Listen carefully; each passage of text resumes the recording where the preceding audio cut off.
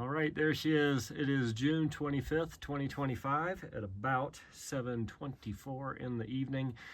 And I got my Hyperlite CrossPeak2 in the mail today and effectively just took it out of the box, shoved it in my backpack and hit the trail. I've got a favorite little spot here in Colorado. I've been here for 30 years. And the impetus of this purchase was I'm done with the rain. My past couple of tents have been copper spurs. I got a UL2 and a UL3. UL3 was when I was camping with the kids, and then now they're grown, they're out. So I've been camping with the UL2 for a long time.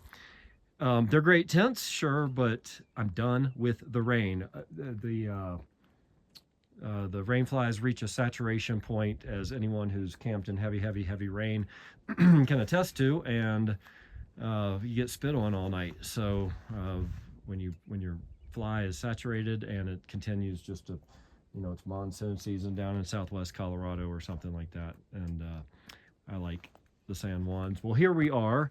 It's been raining a little bit, and I wish it would rain a lot more. But my first reaction to the tent, okay, let's see, what do I think about this right out of the gates? It's taut, there's no question.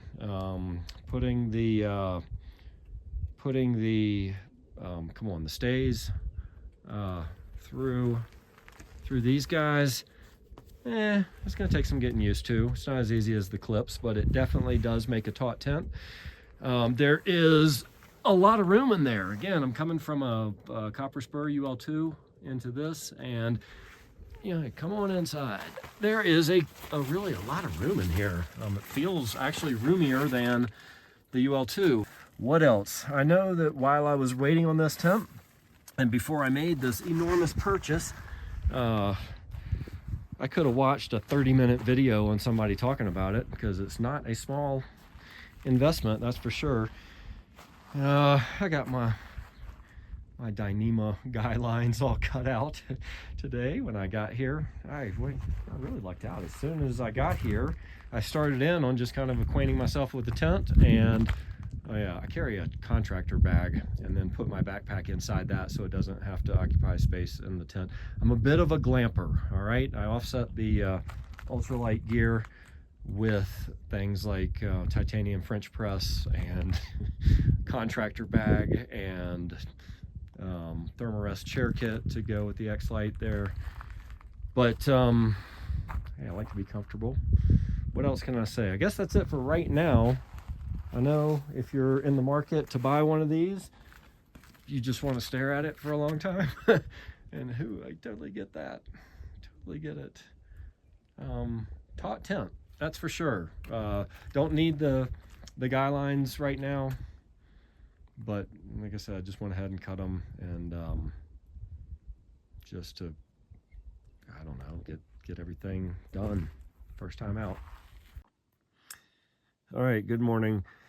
I figured I would do a morning assessment as I'm getting up. The number one thing I kept hearing about online with the single-walled tents was the buildup of condensation, and there's nothing. Now, granted, I am camped at about 10,000 feet in Colorado. Got down to the 40s last night, so it wasn't too cold. I don't know what the optimal conditions are for condensation, but apparently that's not it. This pad on this surface glides around like a puck on an air hockey table. Boy, there's no friction whatsoever. So although I've always considered this a perfectly flat spot, apparently there must be a fraction of a degree, because I did in fact move around a little bit last night. Okay, none of these are complaints, by the way. What do we got here? I very much like these zippers. I like the fact that I don't have to hold the tent in place anywhere. Oh yeah, let's just comment on, again, I know I've said it a bunch of times, the taut tent. Typically in the morning, everything's all droopy, especially after it's been raining. Apparently, all the rain is dried off, but it did start raining last night, and I had to zip this up. Sorry, I'm having to do this all with one hand. Right as I said, I'm having to do this all with one hand. I touched a button and turned it off. So I like this very much. The zip on the fly. Only here on the very end does it require two hands, but there's no flap that would otherwise, you know, get caught in the zipper. That was always a thing. Again, sorry, I'm having to do this with one hand. This magnet thingy here, you know, I've already said it. I thought it was kind of gimmicky at the beginning, but nope, I very, very much like that. That is a one-handed operation right there in the middle of the night when I wasn't having to fumble around with anything when it started to rain. Good morning, Colorado.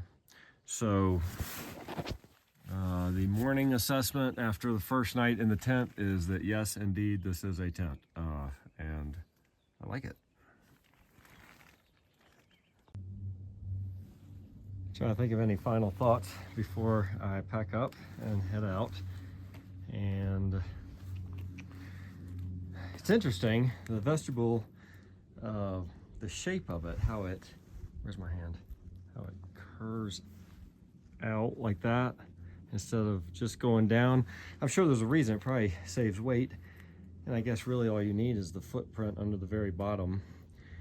I don't know, it's just a aesthetic observation. But,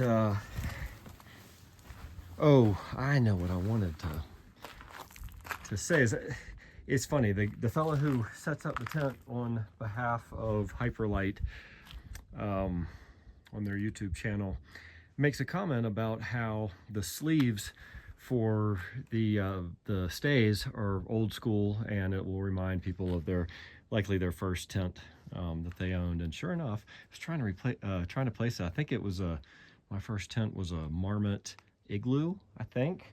That was back in the 90s. I used to lug that 10-pound tent all over Colorado, along with my laptop computer, a pillow from my bed, a fifth of Maker's Mark in the bottle. Good night. All right, so hey, but the old school folks used to drag around iron skillets and wool blankets. So, you know, we've traded all that in for all of our synthetic and down and this right here. And so what I was going to say, yeah, about the stays is that it's going to take some getting used to, because like this, for example, where I am right now, you can see I'm socked into the rocks, and there's not a lot of room. In fact, there's no room to extend the poles or to put the poles together. So when I was threading them through the sleeves, I had to assemble the poles kind of one at a time and poke them through. Again, I did this for years with that Marmot, so I'm sure I will readjust and get used to it. But I don't know. I think maybe I'm trying to find a fault here. Other than that, I probably will splice in to this video some of the rain that I was talking about, because I can hear in the back of my head someone saying, you know, oh, you got to solar proof your fly. Well, for crying out loud, yeah, of course. Yeah. On closer inspection of the tent, wow, the fly is like, it's got a transparency to it now. But even neater, or like not neater, but more interesting, are these little beads of water that are on the top. Look, there's only a couple. You can count the number of beads of water, but yet you can see all of the beads of water below. Oh my, yep, that's what's going on. All right, now I'm feeling good about my decision of fortifying the rain fly with the trash bag. But all of this really begs the question, why isn't the rain fly waterproof, for crying out loud? Why is there such a term as saturation point for a rain fly? And this is a super duper nice Big Agnes tent. Big Agnes Copper Spur UL2 is what this is. And freshly solar proofed also. So it's only got like, what is today's night? Well, last night was number 4, so it's got, what, 9 nights on it. And they weren't all rain nights. There were a couple of the nights that it rained, or a couple of days or nights that it rained. But granted, I've been hit hard this trip. Except, why don't they just make a dadgum rainfly out of Gore-Tex or out of a trash bag even? I mean, I had to improve a dang $500 tent by putting a 50-cent trash bag on top of it. Do that every spring, solar proof the wazoo out of it. But when you get into, anyone who's been into hail and a really heavy downpour, then they probably had to learn the term saturation point, and that was something new in my vocabulary that the good folks at Big Agnes taught me. So, I said, well, can't you make a fly out of Gore-Tex? And he said they didn't. So instead of a fly made out of Gore-Tex, I bought a tent made out of, and I've been trying to pin this fabric down. What is it? It's wax paper. It's like titanium wax paper. So there is my wax paper wilderness palace. And if you're on the fence about whether or not to drop the coin to get something like this, here's what I say. Tick tock, tick tock. Every day is one day closer to death. I'm happy. I am ready to hit the elements and don't have to worry about packing in a wet rainfly anymore, a wet heavy rainfly, and just done with it. Indulge yourself. You're worth it. I had to take just a moment to admit that I'm an idiot, or that, once I started breaking down the tent and figuring out how I was going to work with the poles, it occurred to me, oh yeah, you can set the tent up anywhere and just pick it up and then put it where you want its final place to be.